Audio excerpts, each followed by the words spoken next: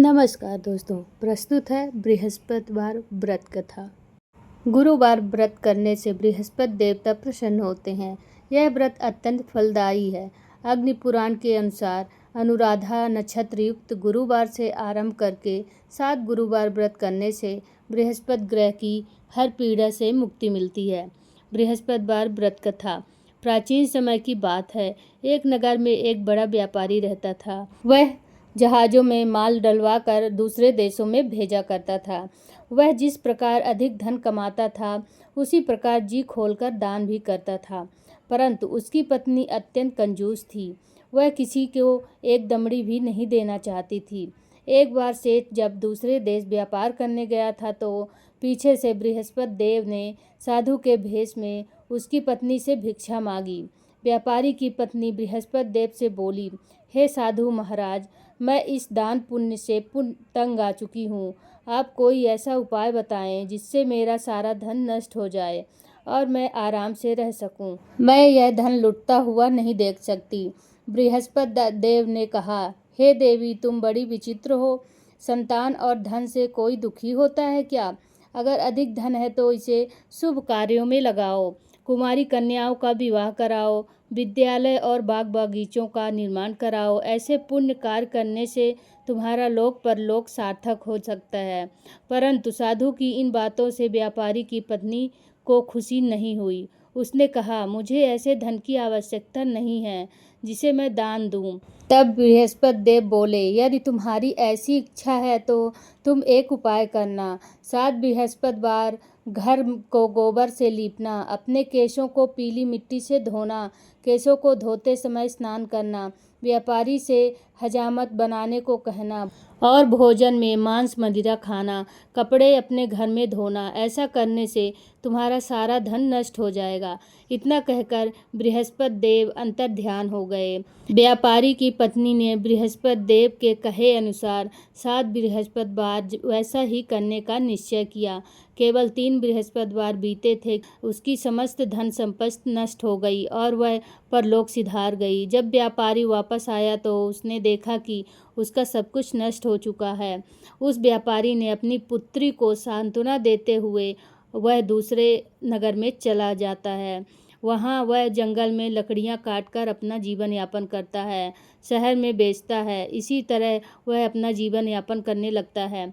एक दिन उसकी पुत्री ने दही खाने की इच्छा प्रकट की, लेकिन व्यापारी के पास दही खरीदने के लिए पैसे भी नहीं थे। वह अपनी पुत्री को आश्वासन देकर जंगल में लकड़ियाँ काटने चला गया। वहाँ एक वृक्ष के नीचे बैठकर अपनी पूर्व दशा पर विचार करने लगा और रोने लगा। उस दिन बृहस्पतिवार था। तभी वहाँ बृहस्पति देव साधु के रूप में सेठ के पास आए और बोले, हे मनुष्य, तू इस जंगल में किस चिंता में बैठा है?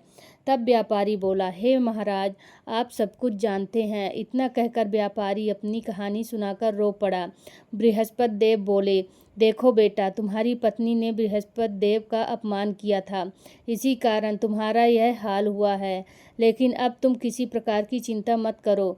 तुम गुरुवार के दिन बृहस्पति देव का पाठ करो। 2 पैसे के चने और गुड़ लेकर जल के लोटे में शक्कर डालकर वह अमृत और प्रसाद अपने परिवार के सदस्यों और कथा सुनने वालों में बांट दो। स्वयं भी प्रसाद और चरणामृत लो। भगवान तुम्हारा अवश्य कल्याण करेंगे। साधु की बात सुनकर व्यापारी बोला, महाराज, मुझसे तो इतना भी नहीं बचता कि मैं अपनी पुत्री को दही लाकर दे सकूं। इस पर साधु जी बोले, तुम लकड़ियां शहर में बेचने जाना। तुम्हें लकड़ियों के दाम पहले से चौगुने मिलेंगे, जिससे तुम्हारे सारे कार्य सिद्ध हो जाएंगे। उसने लकड़ियां काटी और शहर में बेचने के लिए चल पड़ा। उसकी लकड़ियां अच्छे दाम में बिक गई, जिससे उसने अपनी पुत्री के लिए दही लिया और गुरुवार की कथा हेतु चना गुड़ लेकर कथा की और प्रसाद बांटकर स्वयं भी खाया। उसी दिन से उसकी सभी कठिनाइयां दूर हो गई। परंतु अगले बृहस्पतिवार को वह कथा करना भूल गया। अगले दिन वहाँ के राजा ने एक बड़े यज्ञ का आयोजन कर पूरे नगर के लोगों के लिए भोज का आयोजन किया। राजा की आज्ञा अनुसार पूरा नगर राजा के महल में भोज करने गया, लेकिन व्यापारी व उसकी पुत्री तनिक विलंब से पहुँचे। अतः उन दोनों को राजा ने महल में ले जाकर भोजन कराया। जब वे दोनों लौट कर आए तब रानी ने देखा कि उसकी खूंटी पर टंगा हार गायब है। रानी को व्यापारी और उसकी पुत्री पर संदेह हुआ कि उसका हार उन दोनों ने ही चुराया है। राजा की आज्ञा से उन दोनों को कारावास की कोठरी में कैद कर दिया गया। कैद में पड़कर दोनों अत्यंत दुखी हुए। वहां उन्होंने बृहस्पति देव देवता का स्मरण किया। बृहस्पति देव ने प्रकट होकर व्यापारी को उसकी भूल का आभास कराया और उन्हें सलाह दी कि गुरुवार के दिन कैद खाने के दरवाजे पर तुम्हें 2 पैसे मिलेंगे। उनसे तुम चने और मुनक्का मंगवा कर विधि पूर्वक बृहस्पति देवता का पूजन करना, तुम्हारे सब दुख दूर हो जाएंगे। बृहस्पतिवार को कैदखाने के द्वार पर उन्हें 2 पैसे मिले। बाहर सड़क पर एक स्त्री जा रही थी। व्यापारी ने उसे बुलाकर गुड़ और चने लाने को कहा। इस पर वह स्त्री बोली, मैं अपनी बहू के लिए गहने लेने जा रही हूँ, मेरे पास समय नहीं है। इतना कहकर वह चली गई। थोड़ी देर बाद वहाँ से एक और स्त्री निकली। व्यापारी ने उसे बुलाकर कहा कि हे बहन, मुझे बृहस्पतिवार की कथा करनी है, तुम मुझे 2 पैसे का गुड़ चना लाकर दो। बृहस्पति देव का नाम सुनकर वह स्त्री बोली, भाई मैं तुम्हें अभी गुड़ चना लाकर देती हूँ। मेरा इकलौता पुत्र मर गया है, मैं उसके लिए कफन लेने जा रही थी, लेकिन मैं पहले तुम्हारा काम करूँगी, इसके बाद अपने पुत्र के लिए कफन लाऊंगी। वह स्त्री बाजार से व्यापारी के लिए गुड़ चना ले आई और स्वयं भी बृहस्पति देव की कथा सुनी।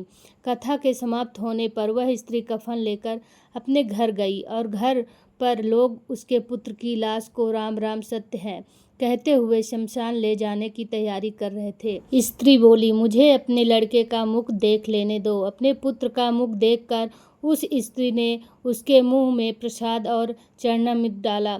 प्रसाद और चरणामृत के प्रभाव से वह पुनः जीवित हो गया। पहली स्त्री जिसने बृहस्पति देव का निरादर किया था, वह जब अपने पुत्र के विवाह हेतु पुत्र वधू के लिए गहने लेकर लौटी और जैसे ही उसका पुत्र घोड़ी पर बैठकर निकला, वैसे ही घोड़ी ने ऐसी उछाल मारी कि वह घोड़ी से गिरकर मर गया। वो यह देख स्त्री रो रोकर बृहस्पति देव से क्षमा याचना करने लगी। उस स्त्री की याचना से बृहस्पति देव साधु वेश में वहां पहुंचकर कहने लगे, देवी तुम्हें अधिक विलाप करने की आवश्यकता नहीं है, यह बृहस्पति देव का अनादर करने के कारण हुआ है। तुम वापस जाकर मेरे भक्त से क्षमा मांगकर कथा सुनो, तब ही तुम्हारी मनोकामना पूर्ण होगी। जेल में जाकर उस स्त्री ने व्यापारी से माफ़ी मांगी और कथा सुनी। कथा के उपरांत वह प्रसाद और चरणामृत लेकर अपने घर वापस गई। घर आकर उसने चरणामृत अपने मृत पुत्र के मुख में डाला। चरणामृत के प्रभाव से उसका पुत्र भी जीवित हो उठा। उसी रात बृहस्पति देव राजा के सपने में आए और बोले, हे राजन, तूने जिस व्यापारी और उसके पुत्री को जेल में कैद कर रखा है वह बिल्कुल निर्दोष हैं। तुम्हारी रानी का हार वही खूंटी पर टंगा है। दिन निकला तो राजा रानी ने हार खूंटी पर लटका हुआ देखा। राजा ने उस व्यापारी और उसकी पुत्री को रिहा कर दिया और उन्हें आधा राज्य देकर उसकी पुत्री का विवाह उच्च कुल में करवा कर दहेज में हीरे जावरात दिए। बोलो बृहस्पति देव की जय हो, विष्णु देव की जय हो, लक्ष्मी माता की जय हो।